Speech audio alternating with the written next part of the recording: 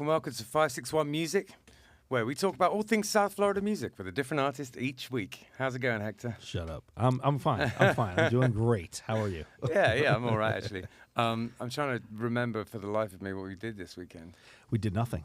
Absolutely nothing. Oh, no, wait. We played like 36 shows. That's right. Oh, yeah, that's it. We played Friday in Melbourne. Yeah, that's it. Mega O'Malley's. And we had a better, way better sound person than the last time we were there. We actually did. Yes. The lady who did our sound, I think we even spoke about it. We spoke about it already on the podcast. Yeah, we kind of we destroyed her carear, and she's now in a mental institution because of us. Because of the power of this Yes, podcast. yeah, 100%. The reach this podcast has is incredible. And so, but we had a way better. The company sent a new sound guy. He's actually the young guy, eager to learn. He's actually been the guy. He just couldn't make it that day because it was our festival. But he was a young guy, eager to learn, and was Billy Strings fan. Was willing to a little mustache. Tweak some things for us and whatever. So he listened to us, which was like huge. No, he's dead nice. Yeah, I think really nice I kind of begged him to be there every time we play this. So hopefully he will be. And then Saturday we played Mike Hayden's surprise party, birthday party. That was fun. Played with Allie.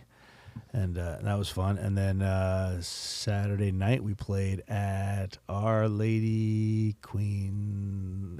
We played at a church. It's a church. It's a church. It's a Catholic church. It's got a very long name that I have no chance of remembering off the top of my head. Our Lady Queen of something. Queen of Hearts. What was it called? It was called Queen of Peace. I don't know. I think there's a cemetery actually. Truth be told, It is called. It doesn't even say. Here we go. Our Lady Queen of the Apostles. I was close. I was really close. You were very close. And that was good, actually. But apostles are peaceful, so technically I was right. Yeah, I guess so. Are they all peaceful, though? I don't know. I don't know if that's true. Well, except Judas. But we're not going to talk about religion. Justin told us not to. So anyways, that was a fun gig, though. Yeah. That was a lot of people. That was fun. Yeah, it was great. And there was a bunch of people there who...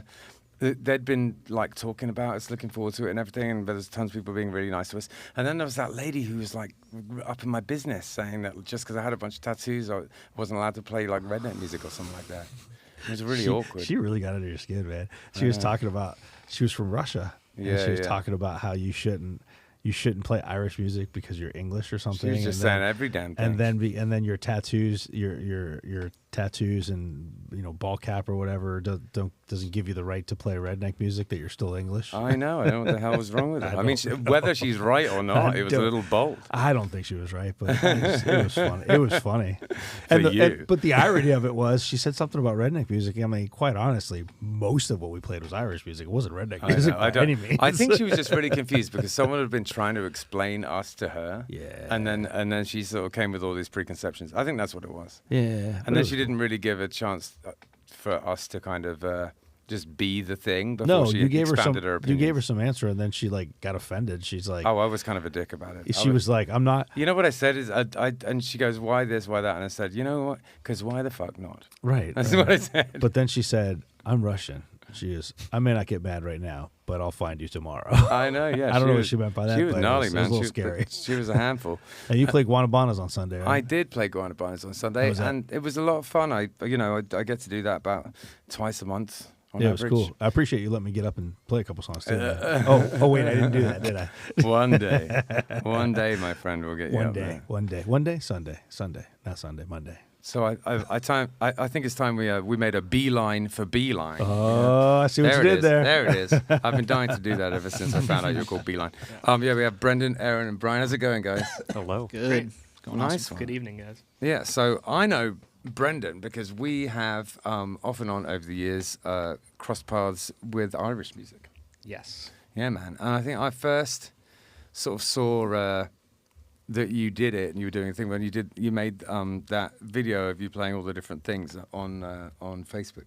Yes. And I was like, oh, that's pretty good. That's awesome. You did. I can't remember what song it was, but it was really pretty. You did on the banjo and mandolin and everything. Yeah, I was doing that a lot. Like back, I would like to do more of it. I just don't have time because I'm like making music and teaching. I feel you, man. I didn't have an iPad for the longest time because you can't get that program on Android. You have to have it on Apple, but you can't get it on an Apple computer. You need to get an iPhone or an iPad. So I was going nuts because I was so super jealous. Everyone was making these things. I want to make. Finally got it, and then it was past 2020, and I didn't have like a million hours in the day to do whatever I wanted. Yeah, exactly. Yeah. It was annoying. So I now have the program and not the time. But anyway, I was very impressed by all of that. Thank you. And then we were looking for some. He was asking me to find some people to play at the St. Patrick's Day at Paddy Mac's because Killbillies do that all day, and then we just get some different people to kind of do sets here and there throughout the day, and it's always really fun. A little hectic on our part, but we always have a good day of it. And you always come. What is it like? It would be your third one this year. This will be my third year. Yeah. Yeah, man. And hey, thank you for the opportunity. I've loved Irish music since I was a teenager. Yeah, man. And got out of like punk into Celtic punk into traditional Irish folk music. Nice. Okay. So that is. I sort of did this pincer movement with it because I was kind of coming from the exact same direction you were, but then also I have a relative who's like plays a lot of folk music and has done his whole life, and I was brought up with it like.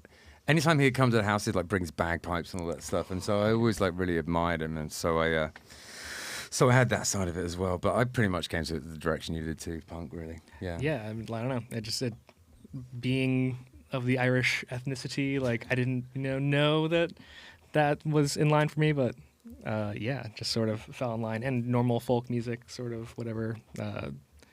Who are those guys with the sweaters? Clancy Brothers. Right? Oh, yeah. If you listen to like old folk music, a lot of those tunes, Whiskey in the Jar and all that stuff just is in the lexicon. Yeah, absolutely it is.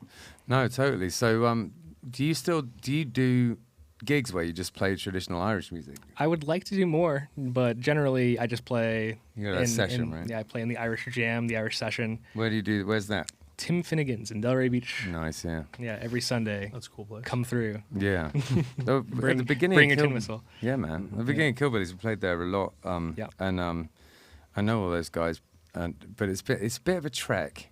Sure. But it is really nice down there, and I should be hitting her up and try and get another gig. Actually, it's been a while. There you go.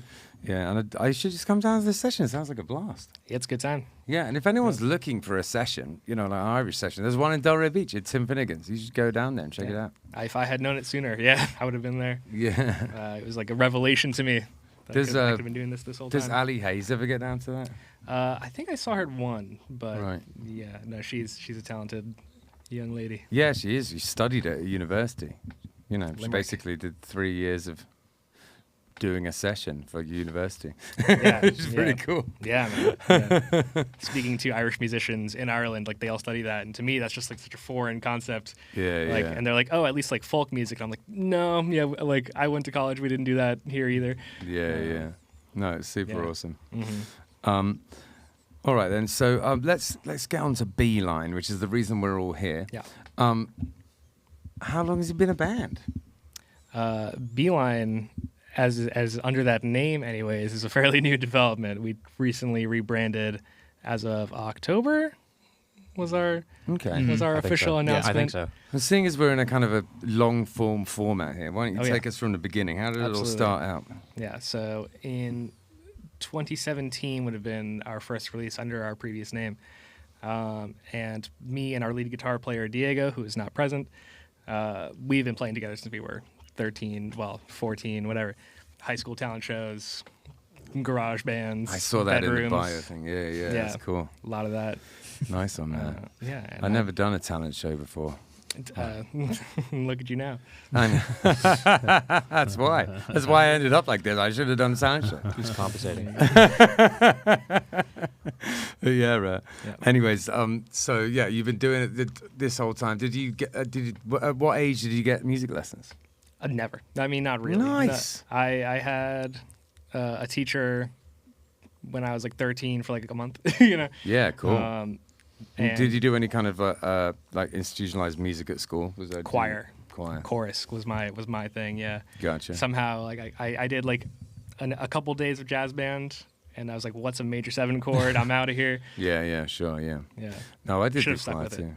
I enjoyed the choir. Yeah, man. It's really good for teaching. It may be the best thing for teaching you about like the way music works. It's very visceral as well. It's like your body is the thing. You know what I mean? It's good for you. Especially like being a man, like surrounded by the women singing "They're Beautiful." It's like surrounded by angels. Yeah, absolutely. It is like definitely like a out of body experience. It's very uplifting. Yeah. As William Byrd said, it openeth the pipes. There you go. Yeah. I'm kind of the opposite in that sense, I guess. I took guitar lessons when I was 8. I got a guitar for Christmas.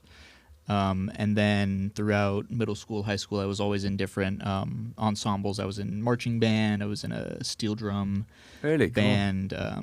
Learned all sorts of stuff. But that's all. When were you in the steel drum band in school?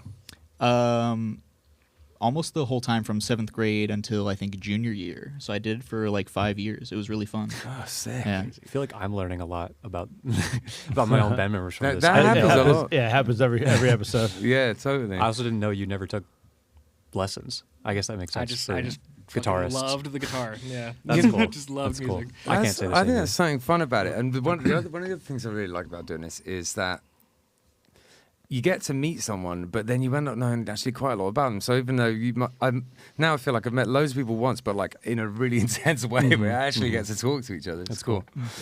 Yeah. So, what about yourself, man? How long have you been playing music? I started taking guitar lessons first, actually, when I was 8 years old, and I hated playing guitar. For some reason, I did it for 2 years because it's like, we signed up for these lessons, you're going to play. So I did that for 2 years, and then my sister started taking piano lessons, and I saw her taking piano lessons, and I was like, I want to do that. Yeah. And so when I was 10, I started taking piano lessons, and I took piano lessons all the way up until I went to college for it, and then kept taking piano lessons through then. Oh, so nice. pretty much my whole life I've been having lessons with piano and stuff like that. You went to college for piano? Yeah, I Sick. went. We all three of us met. Well, I met these two at FAU, Nice, okay. going to for the same degree of commercial music and technology, which is a Bachelor of Music degree that also specializes in like audio engineering and how to like plug in one of these cables. Yeah, sure. Okay. How to wrap them. How to wrap them. that's Yeah, like that was it. That's like the next part of the Toledo Beeline story is. So Brendan and Diego have known each other since high school. And then, what was it, that summer of 2017? You guys met Matt? Yeah, I met Matt before I went to music school, and he had just moved here from New Jersey. He was like a college dropout. And we were working in a recording studio together. We were interning and hit it off immediately. Talked about Weezer's White Album. Went crazy. And we actually started our first EP already. We didn't have a drummer. We didn't have a bass player. We were like programming MIDI drums. Diego was playing bass. And we were just going to make a record, and we're going to like put it out. And if somebody hears it, then they'll want to join our group. So we meet our drummer, and he's like, no, fuck that. We're going to record some drums. And that's how that happened. And then I met Brian upon entering the university. First day at FAU.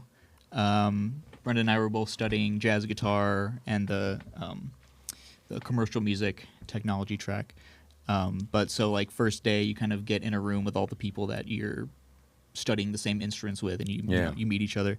And I just remember walking out of that first meeting, and Brendan starts talking about like, oh, what kind of music do you guys like? There was like, 9 of us, something.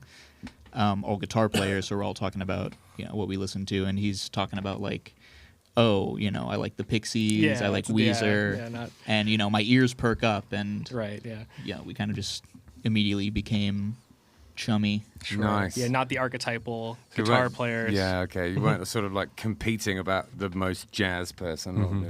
Absolutely not. Yeah. That's cool, man. It's always nice when you meet. I find university, it happens for a lot of people. You can end up meeting people that end up being lifelong friends. It's great. Totally. Definitely still got people from university that are my best friends. No doubt about it. There you go, man. I did a music degree too. Do you know a guy called Ben Stokes who played the drums? I think he was at FAU around that time. Ben Stokes. That's so familiar. Yeah, that does sounds sound really familiar. familiar. I'm thinking about Matt Stokes. Oh, right. That's a different person. Right. There's I had a roommate and and a band member called Ben Stokes, and he's about your age, and he was at FAU around the same time. He was a drummer. Maybe, yeah. Anyways, so I know just little things about that course and that campus because I always had to drop him off there. There you go. Yeah, so getting stuck in like Boca all the time. In traffic. 5 p.m. Glades Road. Yeah, savage. Yeah, the FAU music department is definitely like an interesting insular community. Like, yeah, man. That we, everybody, we still have friends from it and stuff like that. And of Totally. course, this band kind of halfway came from that and stuff like that. Sure. Yeah. There's some others too. Like we went to school with Jacob from Dirty Rivals. Okay. Oh, nice, I think AWOL, a Yeah. lot of them, Tanner and all them, Yep. they go to FAU. It's like its own scene of itself. It's like a sub scene in the scene. Nice. It's the FAU music scene. Yeah. It's cool. I love it. Yeah. Where do you guys all live? Lake Worth and Aaron's in They West live Palm. together, and I live. We do live in the same house. I live in West Palm, Okay, guys. so I had better drive here. Yeah, totally. Yeah, wicked, man. So we've got to the point where you're all at FAU. Mhm. So at what point did you record your first? That record? one was done. Technically, the first EP, like before I took my first class, like on guitar or Okay. that was a bedroom, like garage recording. Oh, nice. Um, And then it's just a question of starting to play shows. Like, how busy was Toledo and now is Beeline? Like, how much have you guys played out over the years? That first like year, I'd say 2018 into like 2019, we were busy as shit. At least it felt like it to me at the time, not to you guys. Especially like gigging. being in college, it felt Sure. busy because we had so much other crap going on. Yeah. Yeah. But going from like, I don't know, I had never played a show in my life to like 2, 3 every month. Yeah. And also, 12-hour days of music school. Yeah. I mean, I was having a ball. I was on cloud 9, but Sure. yeah, I was definitely like exhausted. All original shows or Always. Yeah. Yeah. We've been not working musicians out gigging. Yeah, it's a slippery slope, that one. There you go. Yeah. It is. Yeah, and I don't know. It depends on how you look at it, really. You can manage it and make it work. It but works you gotta for be- us. You got to be careful, though. You just got to be careful you don't completely give into it. You know. I mean, I know a lot of people that have done it, and like you said, they just kind of fall into the cover thing and just end up not playing their Just lose all originals. ambition and start But hating everything. I don't know if we've just been fortunate or we've managed to navigate it, in a smart way, but it works for us. Yeah, it does. Yeah, Yeah. I mean, still get out and tour and write albums and yeah, stuff. I mean, that's so- what I was gonna say. Is like we play out all the time. Yeah. We play out all the time, and but people still look at us and view us as an original band. I'd say that not everyone, but enough people. Well, I think like, Everyone. the arrangements alone, like, are Yeah. so distinctly your own. Oh, that's awesome. Yeah. Please I think compliment me more. Butter them up. That's what I think I think the thing about doing cover shows but also doing your own stuff is like finding your niche, Yeah. kind of, because like in high school I was in a little cover band. We would play bars. We would try to write stuff, but of course that wasn't what people wanted to hear from high schoolers. So we have this very specific niche where the only cover shows we play are Weezer That's true. tributes. Oh, that's pretty cool. So Yeah. This Weezer we is do the those like underlying maybe twice a year. Weezer's like the underlying theme of this band. Like him and You Matt have met through pretty strong Weezer. Weezer energy, I have to say. Like they, Yeah. It's an influence I have a hard time shaking as much as I'd like to sometimes. Yeah. It's really not bad funny. energy. I think Weezer energy. There's worse influences to have, so you're fine. Certainly. that's why they got me in the band because I don't listen to Weezer. That's why. But they're influencing me now, so it's it's all converging. It's not working. It's going the other way now. yeah. I didn't really, when I was young, I didn't really get them in terms of, I didn't really care about them for some reason. But I really like them now. I listen to them all the time these days. They have some good stuff. They have that Yeah. Africa song. That's pretty good. There you go. Well played. Yeah, cool. So, and then you uploaded your EP onto Spotify in 2020. What was going on in 2020 for the band? Just stopped playing. Did you end up writing any songs in that time? I did. I wrote some stuff that is we're making a record right now, and like that those songs are a lot of what is going to be on it is like 2020 quarantine. Gotcha. I grew my beard out. Like, Yeah. Hermit shacked up. Writing music. I was living with our drummer Matt in an apartment in Boca, and we had both lost our jobs from the pandemic, so we were kind of just forced to sit in our apartment and at that point it was attempt to write music. That was also when we were mixing that. Yeah, me and Matt pretty much mixed those two EPs, The Killing Time and Kitchen Sink. And then, like, once that project was finished, we're like, all right, now what? Yeah, sure, we're still sitting in our apartment. Right. So what was funny is I remember actually being at your guys' apartment like once or twice maybe when you were mixing that, like way back, way before I even joined the band. I was over there like once or twice. I remember hearing it. I was like, this is pretty cool. No, the apartment or the house? The apartment. Really? Yeah, Okay. like way back in the day. That was like when I first started going to FAU, and when my roommate, Jake, made friends with them, and then by proxy I became friends with them, because I was like, when I first came to FAU, I was a lot more shy, and like I was not social at all, and like he kind of like pulled me in because he was like my roommate. Of course, he made friends with everybody, so he pulled me in. So thanks, Jake, for known for his social skills. known for his Hey, Jake. Hey, Jake is the reason I'm here. So shout out, Jake. Shout out, Jake. Shout out to Jake. So yeah, man. So we've got to the point where we're in 2020. You're growing your beard. It's gone. And then we get out of that. We get back gigging again. And so, what prompted the name change after a couple of years of being back around and playing shows? Yeah, it was a long time coming. Okay. We almost did it when we released those EPs. We were considering it, but it was so far along we didn't feel like rebranding yet. So we were just going to wait till this next one, I guess, ultimately. There's just a band by the name Toledo, based in Brooklyn, Yeah. who are swell dudes, by the way. Like, totally, we've communicated with them. Our EP, like, looked a little bit like one of their singles, so I'm like, hey, is this cool with you guys? They were like, dude, the Toledo tour, it's going to happen. That's funny. There was so I just couldn't believe it, right? We've always just been a little bit, like, bummed out by the fact that Angry Johnny and the Killbillies has the same name as us, and they're more successful than us and the whole thing. And they must. We've never communicated with them. I think they just must think we're dicks. I'm not sure. But anyway, so we decided to release this live album, and I just thought, oh, Warts and All's a fun name, so we called it Warts and All. And then a year later, I'm looking through, and Angry Johnny and the Killbillies have an album called Live Warts and All. It's the exact same. There's no way. They came out before our album. We had no idea. It was just coincidence. Isn't that weird? That's unfortunate. Now it just makes us look like complete assholes. That's a bad look. There are no original thoughts. Yeah. The lucky thing is that album, that live album, was only physical.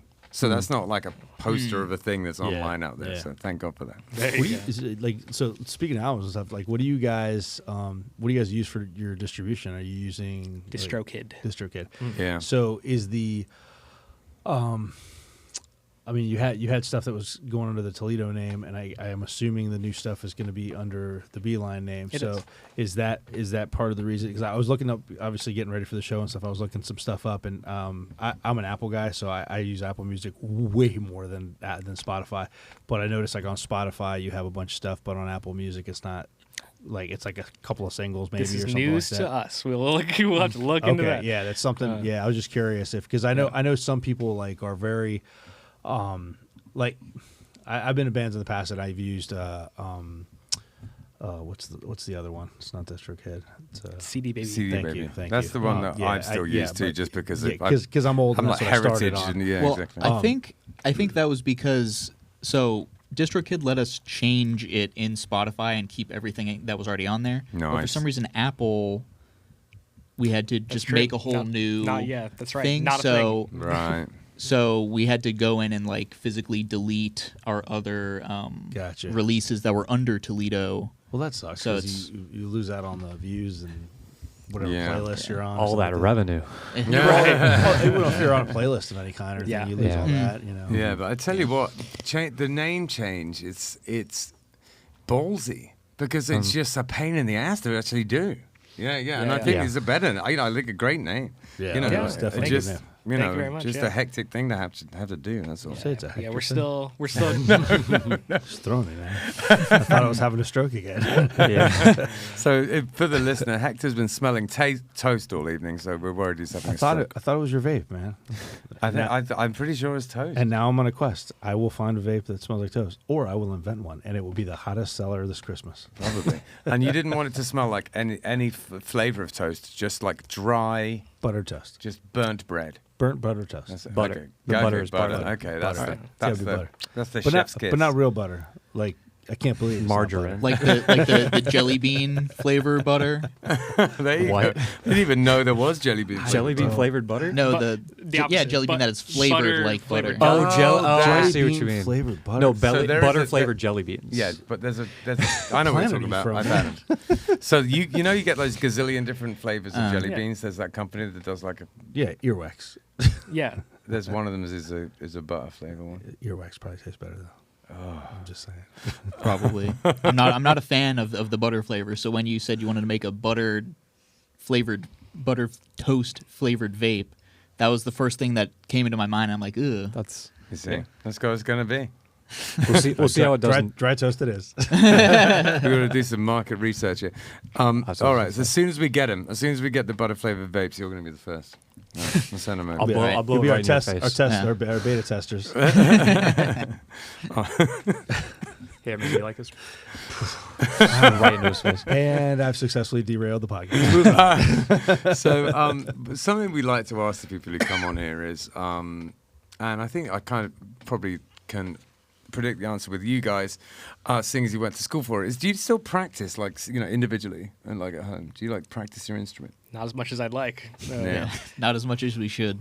I can brag that I do, No, right, specifically because I recently got a free Craigslist piano and Oh, put it in cool. my house, and then I had a friend come over and we tuned it, and like I haven't had a real piano for such a long time, and like so being able to sit down there and just play the piano has made me like actually practice a lot more recently, which is really awesome. cool. It's like, and oh I wow. have to say, right, it's really interesting. We have had piano players on here quite a lot in the past. Obviously, it's a music podcast, and almost every piano player who comes on here goes like this, like tons, because they're so physical with And their I hands. was scolding him when the camera was not pointed at him. I was like, stop doing that. Yeah. Sorry. But no, but it's really funny because like I just realized that like most piano players do that, you know, because you're just so used to doing it. It's like Yeah.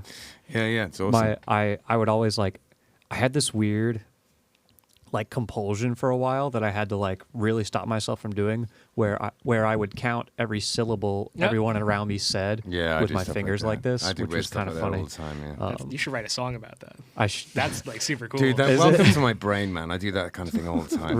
I Yeah. never thought of writing a song about something like that. That's an interesting thing There's to a do. lyric there somewhere. There probably is. I also like I like being able to practice without their instrument. Yeah. I was always trying to reach a 10th, right? Right. And my FAU professor, shout out Phil Hinton, he would tell me to take my fingers and Yeah. push them against a desk or a table and just stretch and stretch and stretch, and eventually I can now reach a 10th with my fingers, which Oh, is Those are cool. rookie numbers. a 10th. You got to reach a. That's no like Rachmaninoff a 12, numbers. 13. I think it was like Rachmaninoff wrote stuff with like 13ths in it because he could, or like 12ths in it that he could reach, which Yeah, is just exactly. like, all right, Yeah, man, yeah. all right, buddy. Yeah, Like not yeah. all of us can do that. Because I went to school for music as well, and I had this one guy in my year who could just play Rachmaninoff, and he could just knock it out, you know. It'd be like there would be a concert be coming up in like a week and a half or something, and it'd be like, oh, it's fine, I'll just do the Rach 3 or something like that. Son of a bitch, you know. Insane. He could just play it, you know. He's memorized it. It's insane. That classical pianists are insane. It's Yeah, nuts. for real. It's Yeah, and too he was much. such a chiller too. He's like always hanging out. It's like when do you do all this? Like, you know. Anyway, some people. So, do you do a lot of like recording bands? You have a studio, right? We Succulent do. Sound. Succulent Sound Yeah, Studios, you Lake do. Worth, Florida. What kind of bands you been recording in there? we got some. I don't know. Should we just name drop? some names? I Celine don't know. Stumble Steady, Stumble Steady Oh, comes yeah, through nice. a lot. Sierra Lane. Yeah, Hell nice. yeah. Sierra's through. Like Harvey. Like Harvey. Harvey's I'm not the one doing it, I should making say. their EP there right now. Wicked. Yeah. Good stuff, man. Yeah. Oh, A lot of love all those old guys. dudes who need to rehearse. A lot of like, Yeah. Why you really gotta look at old me when men. you say that? I feel called out, man. Oh, that's cool, man. you But like, are you all sort of well versed in sort of engineering stuff like that, or is there one person who does it more than the others? I mean, it is a learning process for sure. Yeah. I don't know that I could do it again. Like build a studio, from the ground up, concrete up. Yeah, Or not for a while, anyways. Yeah, but, yeah. yeah, I mean, we all studied it, but goes to show you, like, just how much we had to learn. Sure. I bet. We actually are, the three of us are sound engineers at Propaganda. Right. Which is funny, like, because whenever we're playing a gig, it's like, oh, the three of our sound engineers are not available suddenly. Yeah, which is, yeah. and then they're like, they got to scramble and find like somebody else to do it, which is kind of funny. That's hilarious. That's really funny, actually. For sure. Are you Yeah, guys using like outboard stuff there, or Yeah. yeah, Mhm. Nice. Yeah, we got some 500 stuff. I love the 610. It's like an outboard compressor, optical kind of LA2A kind of thing. Yeah, shout out Pat, who is kind of like the real brains of the operation. So maybe one day, we should get Pat over here to talk about it. But Yeah. He'd be a great guest. That's he's very cool, man. I'd love entertaining. to come out and poke around someday. And Please see do. what's going on over there. please do. Yeah, I think that's where most of the learning on our end came from, though, because in school, you do a lot of the software stuff. You do some outboard gear and physically doing things, but we actually built the studio from the ground up. We bought this house in Lake Worth, and what was once like a 3-car garage, we literally had to build all these inner walls and figure out the best way to do electric and just all that kind of stuff. And then after building it, how to install everything and get everything routed the way you want it, which is something we'd never had to do. Pat had some experience with it. He had his own kind of home studio previously, but yeah, just all that kind of stuff, you don't really get to learn in school. So that was the interesting No, part. totally. Yeah. Yeah, absolutely. You just got to do it. I've done a lot of recording now over the years, and it's just putting the hours in, and just trying to do it. And that's how you learn. Trial and error. Absolutely. Yeah. I don't know. Like I said, I started interning in studios before music school. Yeah. But like I'd been recording myself just because I was writing music. I had to like have some kind of tangible way to hear what my guitar parts sounded like together, whatever it was. Yeah. So yeah, it's like I don't know, it's this bug. It's like I have to Yeah. I have to do shit. Yeah, man. So- I feel you on that one. Yeah. In the same way. Yeah. So, and when you live this sort of musician person life, you gotta have a bunch of different irons in the fire. You gotta be able to play. You gotta be able to do the studio stuff, teach. You gotta be able to do it all. Otherwise you're not gonna make the rent. Yeah. This is what it is. Yeah. Very true. Yeah, man. So, when did the idea for your new song come about? This tune, Common Sense. Yeah.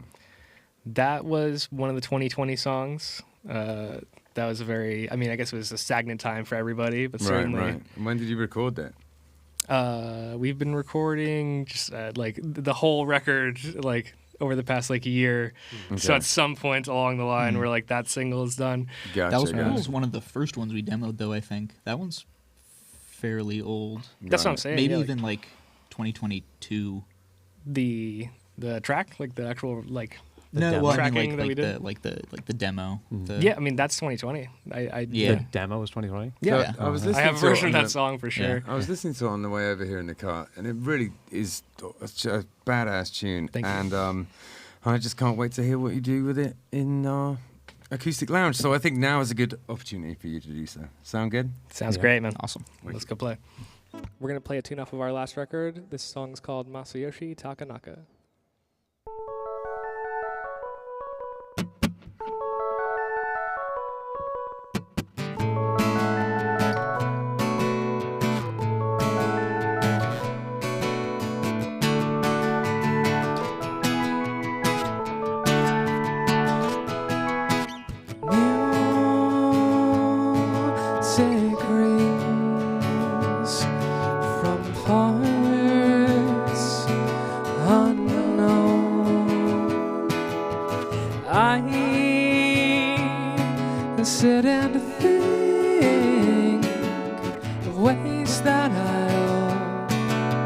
take it as far as I'll go.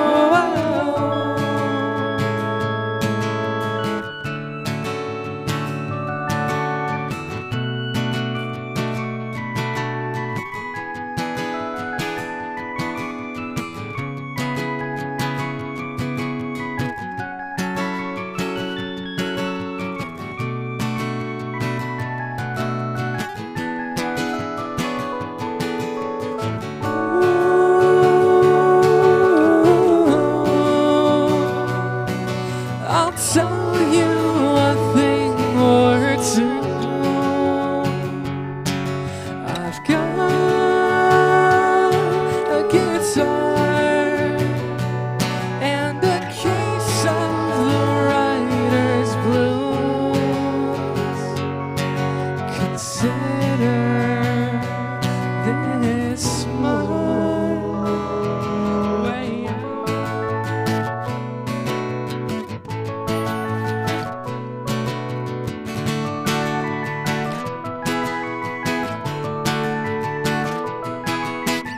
Out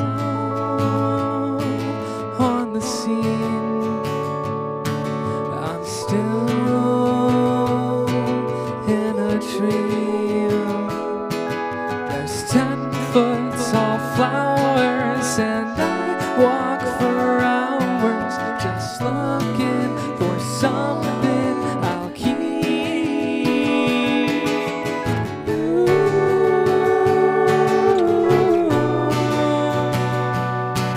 I'll tell you a thing or two.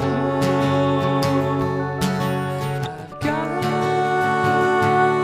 a guitar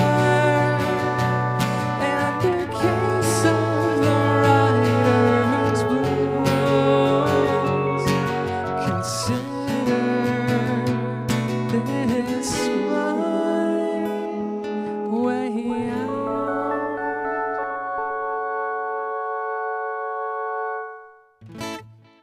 Nice. This is our newest single. It's called Common Sense. Would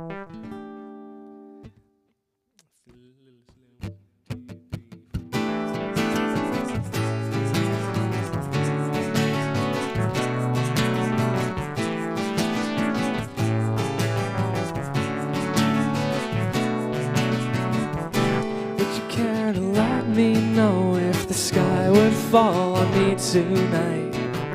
If I saw you on the road, I get the feeling I would hide from everything around me. Common sense was never part of this. Whoa, whoa.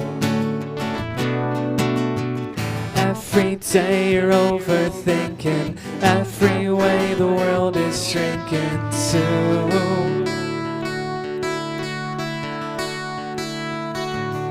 But if you go and leave tomorrow, there's no way that I won't follow you.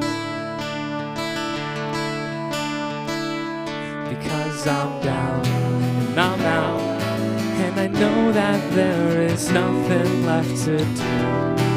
Whoa. And I think I have a better chance with you. Whoa. Than to wait around for someone else to come into my life and see this through. So it may as well be you.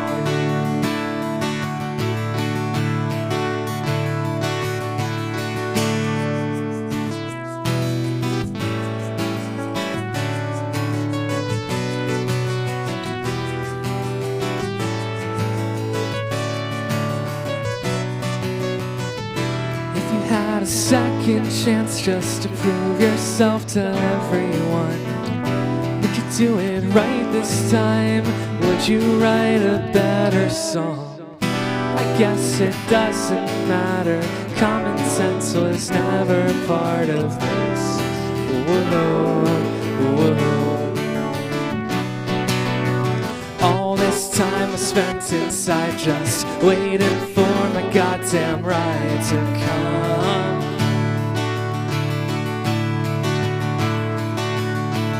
Maybe I should plant a garden maybe I'll get out and see the sun. Because I'm down and I'm out, and I know that there is nothing left to do. Woo. And I think I have a better chance with you. Woo. Than to wait around for someone else to come into my life and see this through. So it may as well be you.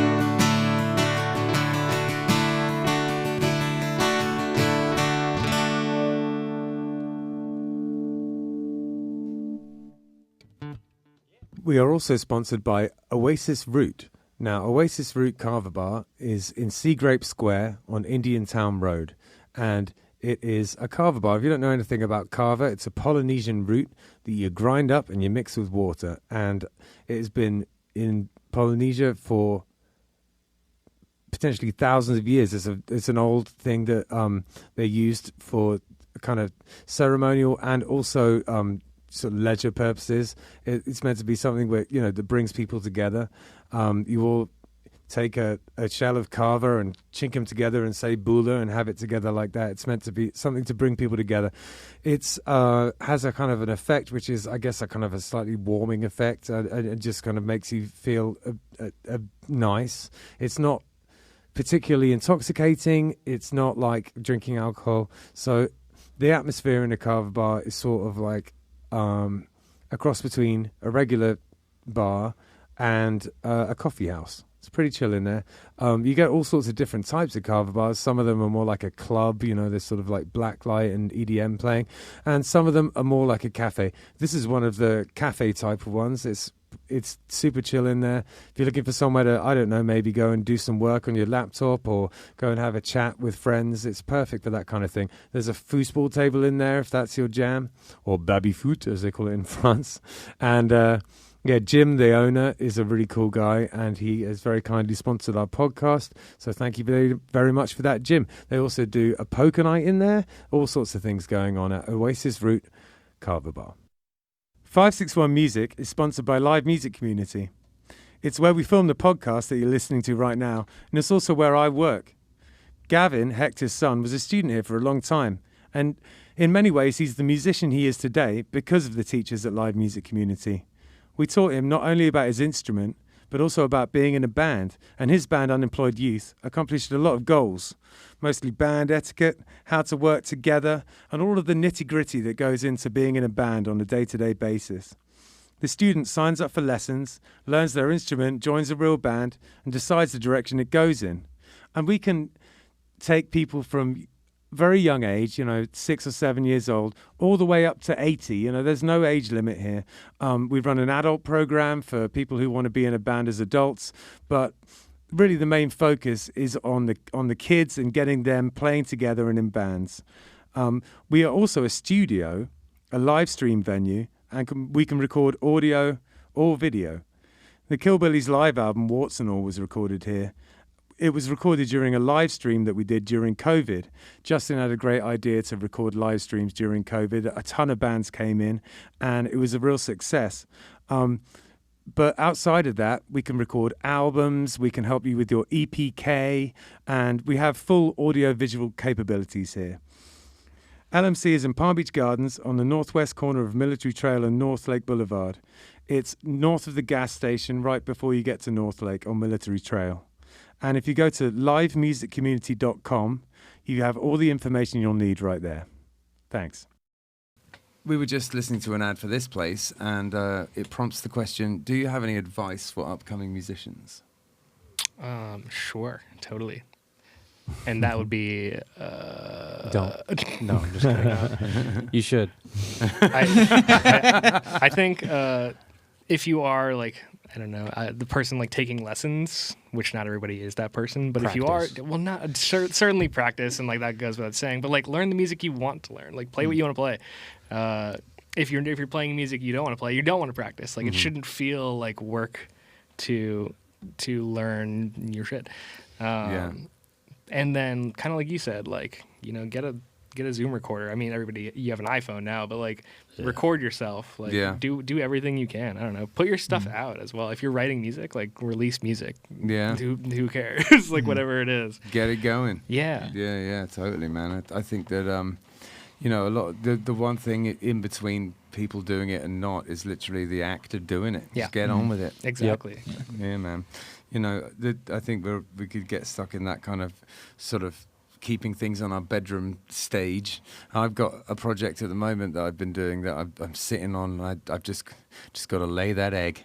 Just got to lay it out there. Exactly.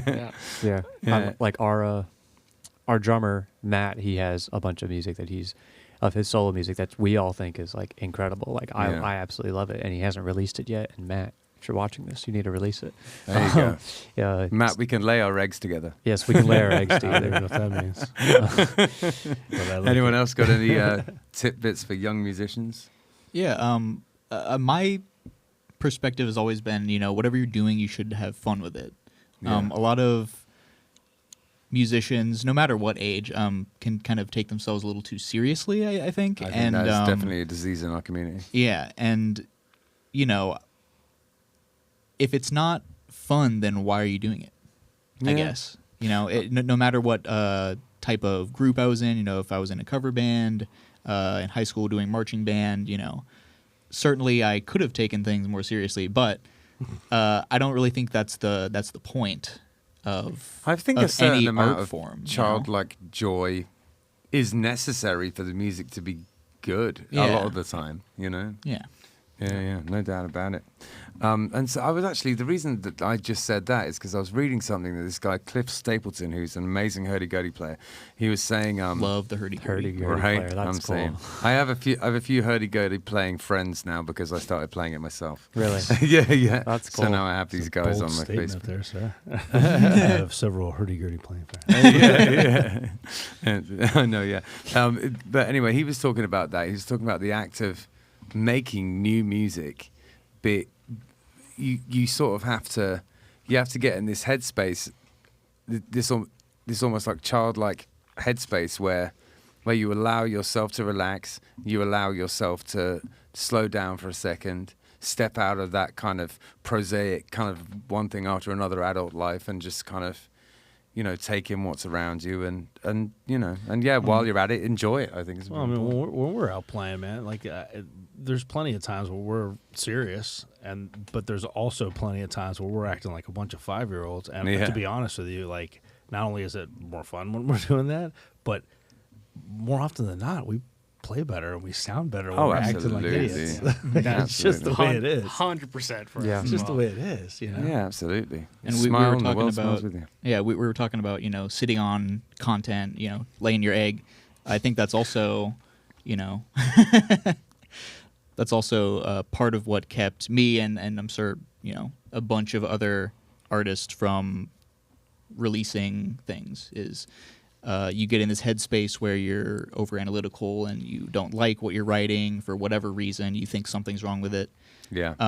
That's why for the longest time, I just started writing some of my own stuff, and I've been playing music since I was 8. Yeah. And it's just kind of a headspace you have to get out of. Yeah. No, it's absolutely right. And actually, Ricky has been poking me about the Scar project. He's like, release it. So, and he's right. But it's done, right?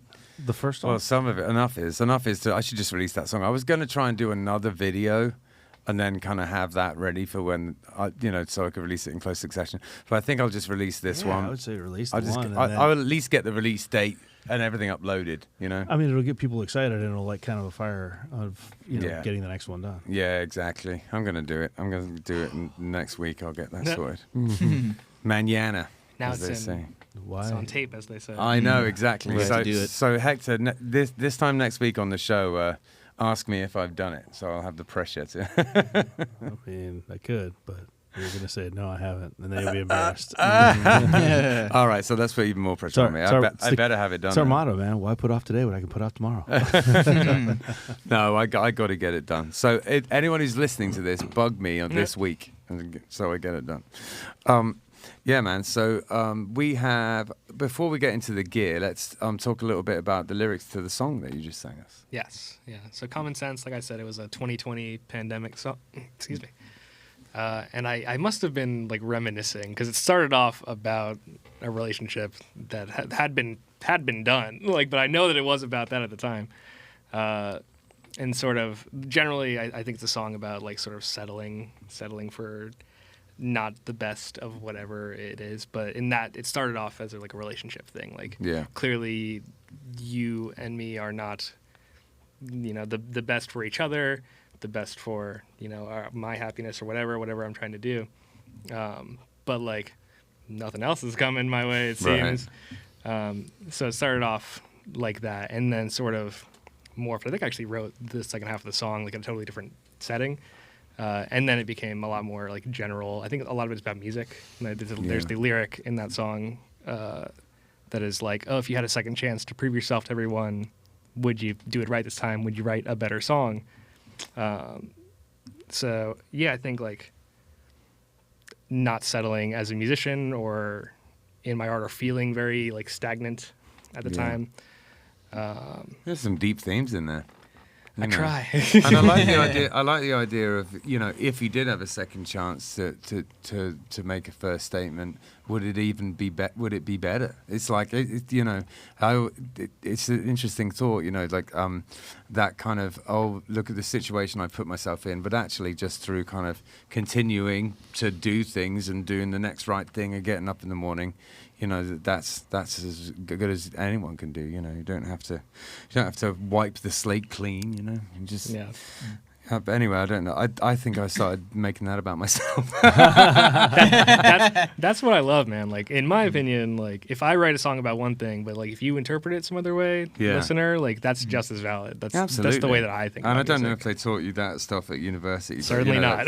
That's like the postmodern kind of. Philosophy of art is that it doesn't have to have an intended meaning. It's just the meaning's what other people bring to it more than unless it has a meaning. And then it has an intended meaning. Right. Right. I'm just saying, it doesn't as an artist, if I paint an airplane and you go, wow, that's a beautiful elephant, I'm going to be offended. I'm just saying. It's going to happen. It's because you're quite a literal man. I am. Right. I am. Man child that I am. All right. So, let's take a look at some of this gear. We've got a bunch of gear that you guys took pictures of, and let's talk about it. You're all kind of techie guys with a music background, so I'm curious to hear what you say about it. What's this? This is guitar tracking. This could have been Common Sense very well. I mean, like a lot of this record looks a lot like this. I have that amp. The It's Princeton? awesome. Yeah. Princeton Chorus? Pretty. Great for a solid state amp. It's wild. Yeah. And it has wheels, which is like new to me. I never had the luxury. That's a lie. I don't have them, but I have an amp that's very similar to it. It's not exactly that though. But is it nice? It is good. It's good. Yeah. It's a solid state Fender, which like stinky, but it sounds great. You could have fooled me, Yeah, totally. That's my orange. This is sort of just my guitar rig. So underneath that's just a no-name cab that somebody built that I bought off of them. So sort of my Fender versus my orange if I wanted cleans versus. So do you use them at the same time? Not generally. I was going to say that would be pretty exotic. Are you recording with two mics? Yes. Okay. Yeah. So that's a ribbon mic, sort of known for being a little darker. Versus off screen here we have an AKG 414, a very bright condenser microphone. Yep. So I've never had the. I've only very, very rarely used ribbon mics, not for out of choice. Just haven't had much time spent with them, which I always wanted to. I wanted to get some for drums. I wanted to get some for overheads, like for them in the front. We had a bunch of ribbon mics that we used. I mean, they weren't ours, but we were using at Sun Studios when we did the last album. Yeah. They had my bass mic'd up with like 3 different. It was like the DI and then 2 other different mics. But they had this one. Do you remember that ribbon mic? It was like something I guess that Elvis and everything had used. But it was like, I swear to God, it was like 18 inches. Yeah. Like 12. It was ginormous. I've never seen anything so big like that. I know. After that experience, I was dying to get a ribbon mic. I just haven't been able to justify the price tag yet. Yeah, they can be pricey. Yeah, totally. Cool. What else we got? Is this in your? Is this all in the studio? This is the studio. Succulent Sound Nice. Studio. Okay. So what we got here? These are my babies. Very nice. I've become like a G&L person. Okay. I sold my Fender. I sold another Telly I had. I played this one. It is on our left. It's the G&L Fallout, sort of a Mustang clone. Yeah. And yeah, just like totally fell in love with it. Nice. And I was playing a Telly at the time, and I sold the Telly, got the G&L. Then just because like plays not. Is it the tone or the way it plays or both? I think primarily the way it plays is the thing for me. Always feels like, really good. If it feels good, like a guitar is going to sound like a guitar, like on on some level. But it plays so great. It has that humbucker and coil top and just various tones, whatever. But it just played super well. Yeah, man. And that's my also G&L. It's called an ASAT Classic, but it's a Telly style, obviously. How do you feel about those hollow body Tellys? Like what? I haven't spent much time playing around with them. Someone recently had one, and I've spent a little bit of time on them just from students having them and stuff like that, but not a lot of time. Like with a lot of time under your belt of playing it, like what do you like about a hollow body Telly? Like what does it do for you that a solid body can't?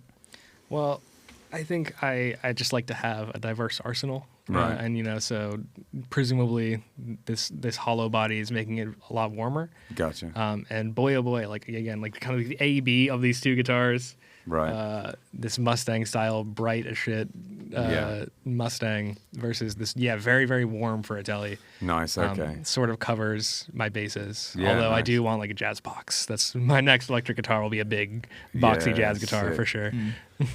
I got a Telly Deluxe. It has those, those pickups in it. The one, the big silver ones. The humbucker. Yeah. But they got some. Don't they have some weird name though? Those Telly ones. I do feel like a not a pro bucker, but something. Yeah, it's something. I can't remember what. That's why I give it a stupid name. But anyway, I've got one of those, and I've got a 335. I've got a Heritage 335. Love it. Which is dead nice. That's If I had one guitar, I think I would be. Yeah, and then 335. And then I got a Jackson, which I use for teaching because it has 24 frets. If someone needs to learn metal, I need something with 24 frets. Sometimes. Yeah. If they need that, I'm just like, I'm not the guy for you in the first place. Yeah, totally. I'm not teaching you the shred stuff. And then I got a Schecter as well because it has one of those like never-ending sustain pickups on it. I Sustainiac, and I just got it because it looked like fun, which it is. That's kind of cool. Yeah. I was thinking about the Ebo for Christmas. Oh man, Get myself an Ebo. Yeah, because this basically is an Ebo. It's just like underneath the neck instead of on top of it. That's cool. Yeah, they're rad, man. Ebo's a lot of fun. Yes. There was that like knockoff one that came. Have you seen the one on Facebook they're trying to sell on Facebook? Seen that one? I don't know. It's just like an Ebo, but it's just called something else. And then the comments are all just like, "This is an Ebo." Like, it's really funny. All right, do we have any more pictures? Yeah, there you go. It's that famous arm again. Oh yeah. I've seen those arms. I've seen them 8 million times. Dude, we've just cropped out the robot stickers. Right. I don't know. I guess I'll talk. What's funny is I almost wore that shirt too, but then I was told not to wear green. Oh, there you go. There you go. And listen to instructions like a boss. Right. Yeah, the Korg mini log. Yeah, that's actually not mine. We'll get into that again. Are we actually having? Are we doing it now? What's going? I'm confused. This is the episode. Yes. Oh right. Oh shit. Okay. We didn't stop. We're still going. Oh, I'm okay. so sorry. No, it's fine. I'm just really confused. Okay, let's go from now. You ready? Yep. 3, 2, 1, go. That there is the Korg mini log. My favorite thing in the world, but certainly my favorite. Your favorite thing ever? I think it's up there. Favorite thing ever. Yeah, my cat's up there too. I have one, right? I have one of those, and I liked it so much. I bought my brother one for last Christmas, so I approve. Yeah, I absolutely love those things. That's it, man. I'm it has gonna get it one has now, too. way more things than I know what to do with it. Yeah. They're great. We have a what is it? The XD The as well. XL, I think, XL, or it might be the yeah. XD. In the studio as well. That one's also really fun. Yeah, nice. That one has like good presets. I will say that about the synth is like you have to kind of like dial your own stuff in and get stuff that sounds cool. The presets are kind of silly. Yeah. But the XL or XD, that's got some sick presets on it. Yeah, I spent that's it. It's just one of those kind of. I'm glad I got it when I did because I got it around sort of 2020 time, and I had time to mess around with it, and so I've made some good sounds with it now. But yeah, I know what you mean. When I first got it, I was like, well, but then you just got to dig into it, don't you? Yeah. I love it. I You mean, gotta work for it's I borrow it from him constantly because I'm I'm the one playing it, and I'm not really that big of a synth guy. I played piano my whole life. Like I'm not. I don't tell people I'm a keys player. I tell people I'm a piano player. But my favorite thing about that thing is that when you turn it on, it plays. Brick Breaker. There's like a little game, the Brick Breaker, and like the ball. Yeah. Is it called Brick Breaker? Where like the ball goes up and it breaks the mini log logo. It breaks the bricks. Yeah, it breaks the bricks. That's what it does. That's crazy how that's what it's called. Super Breakout. Yeah. Something like that.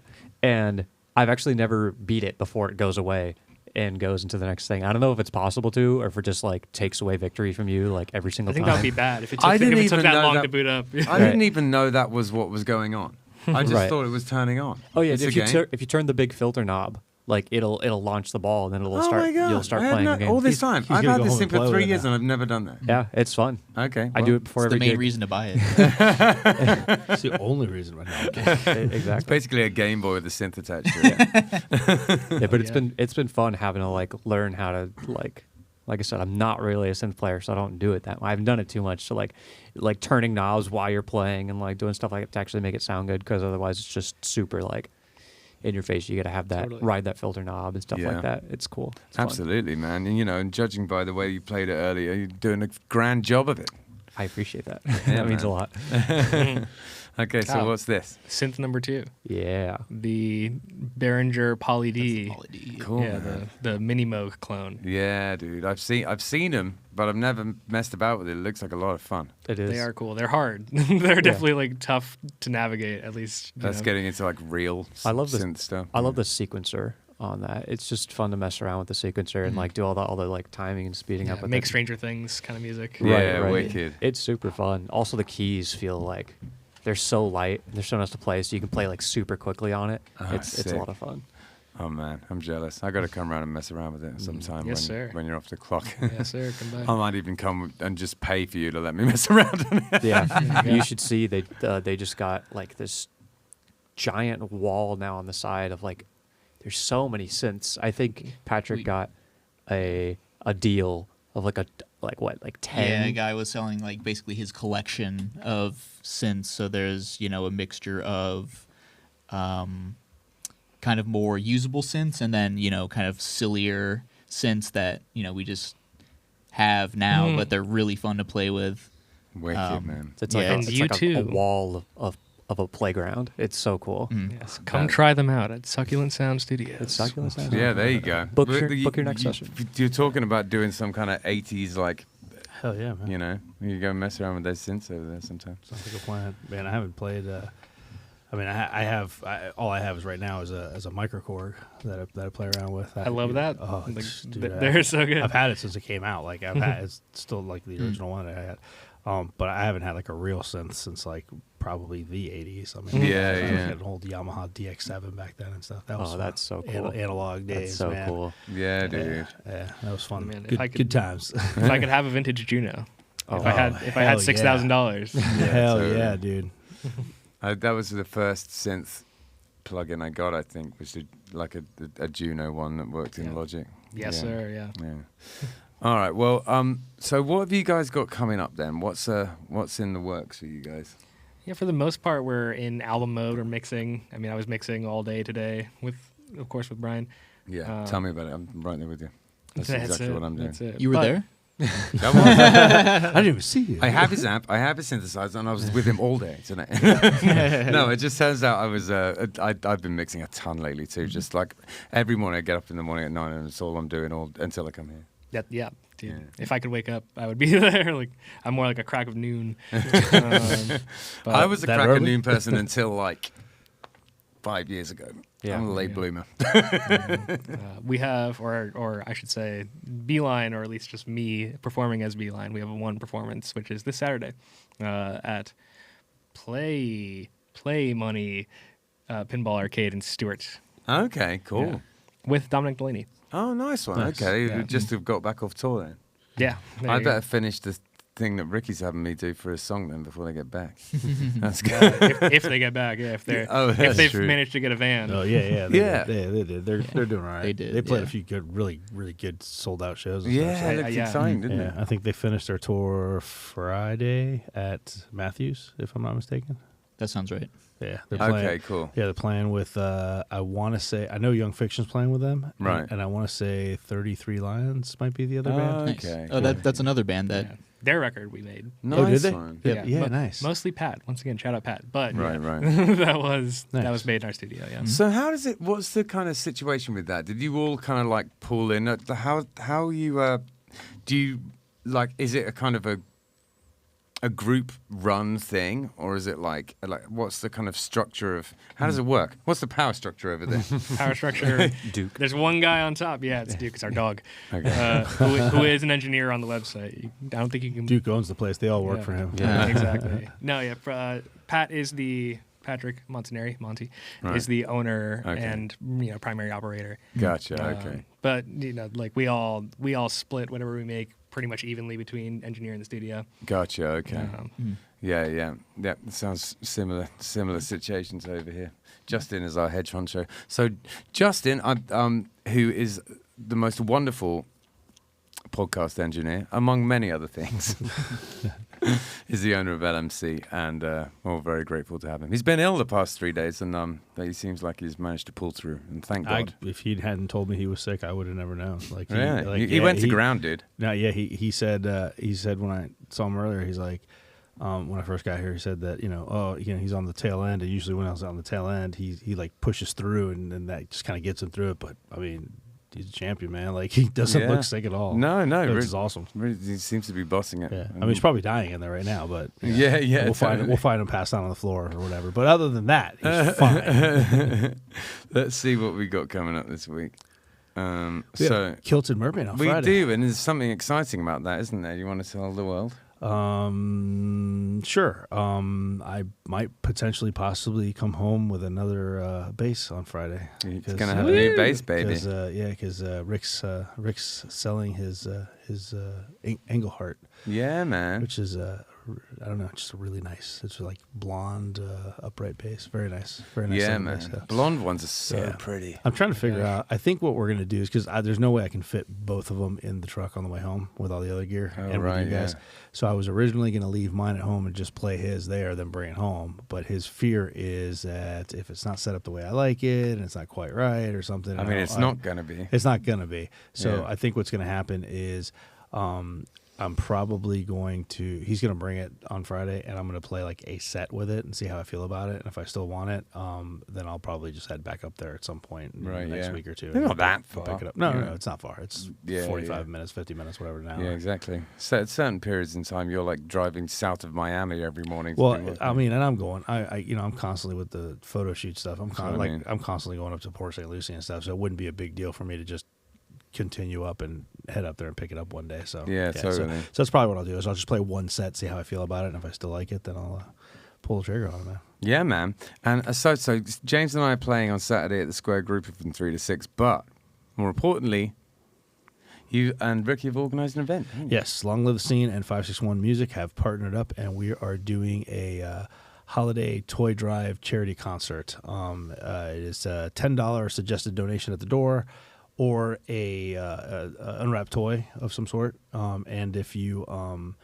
bring these things, you'll get to enjoy 11 bands. It starts doors open at 1, starts at 2 o'clock. Music starts at 2 o'clock, and it runs till about 10 p.m. It is at Northwood.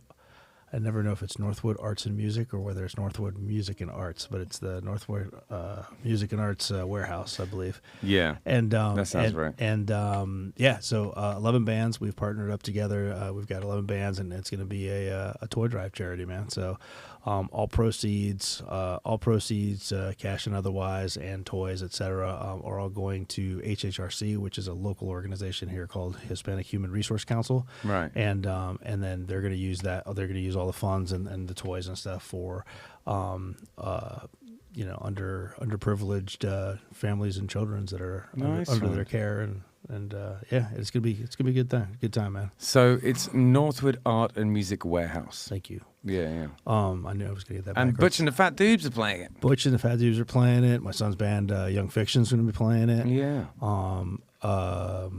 We were gonna put Killbillies on, but I didn't want to do that because you guys were already playing with Butch.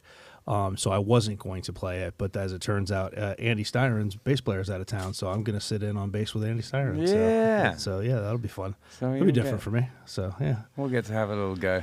Yeah, it'll be fun, man. It'll be fun. There's, like I said, there's going to be 11 bands, and honestly, it's a stacked lineup. It's going to be a good time. Yeah, dude. And then we're doing a benefit at Stormhouse Brewing on Sunday. On Sunday from I said 1300 from 1 to 4. Yep. Yeah. Mm-hmm. So that's in like Gardens, isn't it? That's Palms Gardens. Yeah. Yeah. North Palm actually. So yeah, wicked. So if anyone wants to see Killbillies, you got a couple of opportunities this weekend, and if you want to see me playing with James's punk band Butch and the Fat Dudes, you can see that on Saturday. And if you want to do something good for the community and for just general Christmas holiday cheer, you should come to this event on Saturday, which is at Northwood Art and Music Center, Northwood Art and Music Garage. They got a warehouse. They got such a catchy name. Northwood Arts and Music Warehouse. Oh, there we go. Take 3. Good Lord. All right, one more time. Northwood Art and Music Warehouse. There you go. Yeah, okay. Yeah. Come out, guys. Where's that at? To Northwood. Exactly. Well, and what are the times on that again? It's doors at 1, music starts at 2. And and like I said, there's 11 bands. It goes all the way till 10 o'clock. So, it's going to be a lot of music and a lot of bands and a lot of opportunity to have some fun and listen to some good tunes, man. Excellent. Well, thank you very much. See, Beeline, thanks so much for coming on. Thank you for having us, man. Yeah. Awesome. Yeah, dudes, you guys are sweet. This was a lot of fun. See you later. See you later.